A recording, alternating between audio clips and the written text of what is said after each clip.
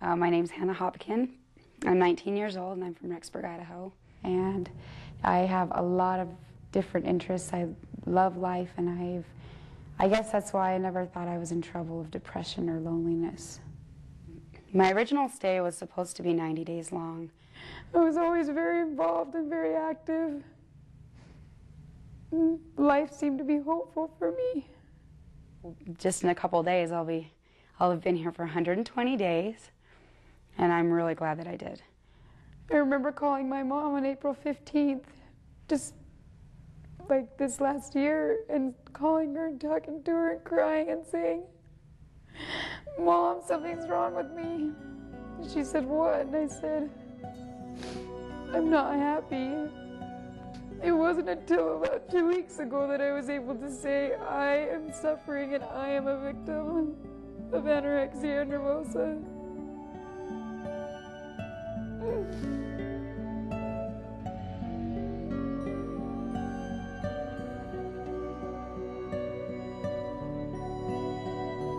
I'm tired of feeling lonely.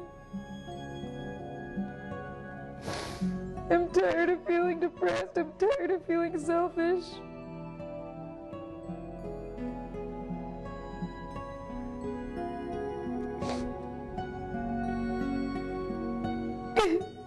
And I'm enough tired of it that I'm willing to give up the eating disorder. I don't want it anymore. I remember coming out of my assessment and telling my therapist, I am 100% ready to recover. And I remember telling you that too on the tape. I'm totally ready to get rid of this. This is such a monster. I don't want this eating disorder anymore. I don't want to be trapped. And I said those things and I believed it. But in talking with my therapist and the intern that's also working with me, I found out that I only wanted a recovery because that's what everybody else wanted. I identified myself through my eating disorder, and now that's the scariest thing about giving it up. Because who am I going to be once I give that up? It's scary. I'm really scared for the future because I don't know who I'm going to be. I don't know who I'm going to be. I don't know. But the feelings that I've had to battle with the disorder, I don't want to deal with anymore. I'd rather deal with the other ones.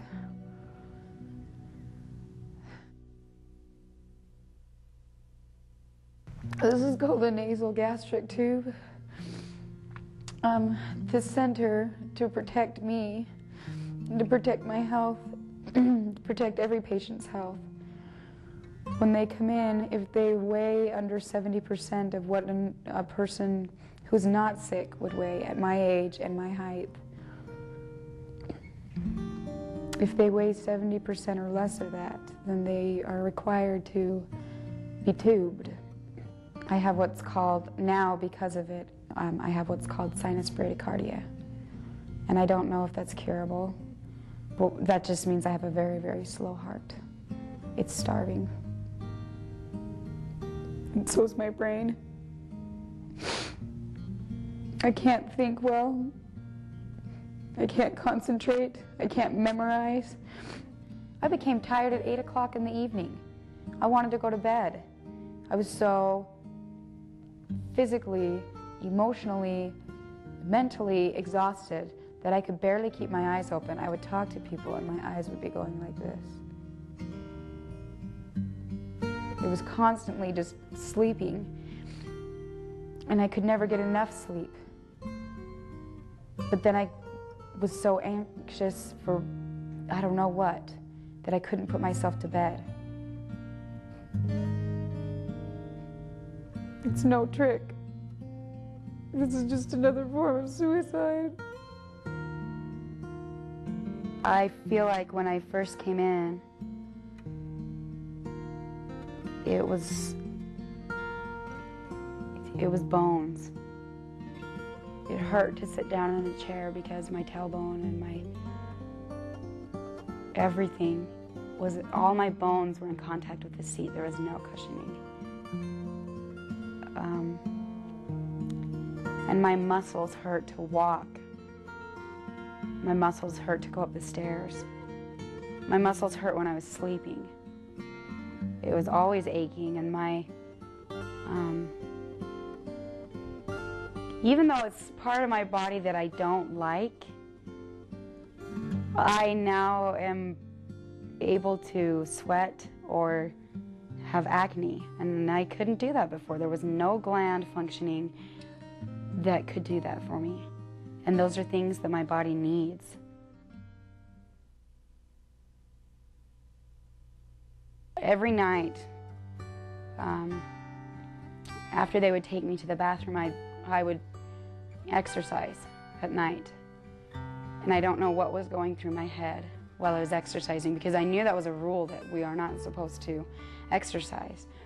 And honestly, it's not going to make a dent in my life, because I was so consumed by weight, what I was eating, that I thought if I do this 5 minutes of whatever exercise I was doing, that I will not gain weight. And it doesn't matter. I mean, it was taking away from my sleep. It was making me be dishonest. And I was going through the motions. I'll eat what I'm supposed to eat. I'll say what I'm supposed to say, whatever pleases people, so that I can get out of here. My roommates would ask me, "Where have you been all day? And have you eaten?" And I would lie about it. Or they would invite me over to have some cake.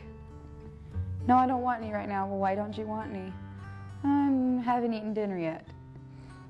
So then they'd wait until I'd eat dinner, and then they'd ask if I wanted some cake now. "No, I don't want any." "Well, why don't you want any?" It was a constant lie. The biggest thing emotionally for me is that I can talk.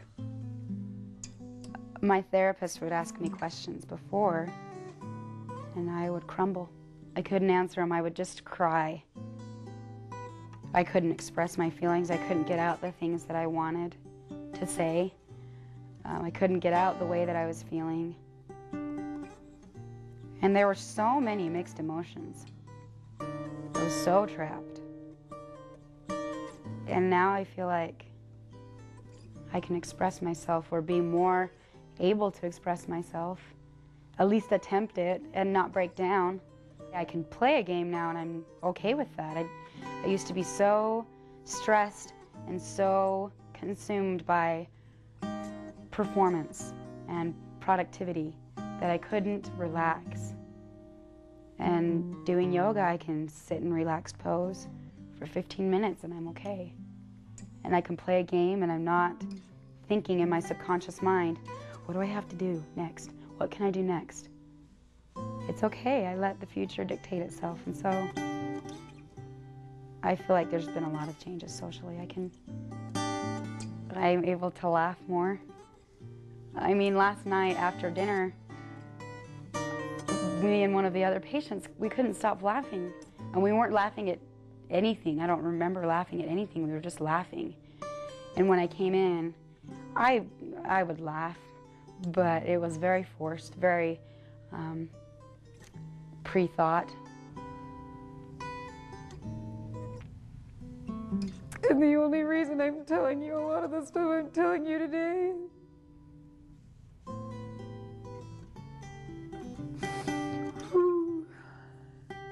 is so that other people don't have to go through it. And if I can stop that, I'll have accomplished more than anybody could ever ask me to do. I feel like I got through it. So, recovery is optional. It's possible. I would recommend it to anybody. And treatment, even though it's hard, I completely believe that that's what needs to happen. There's too many good things in life for me to have to live the way I was living.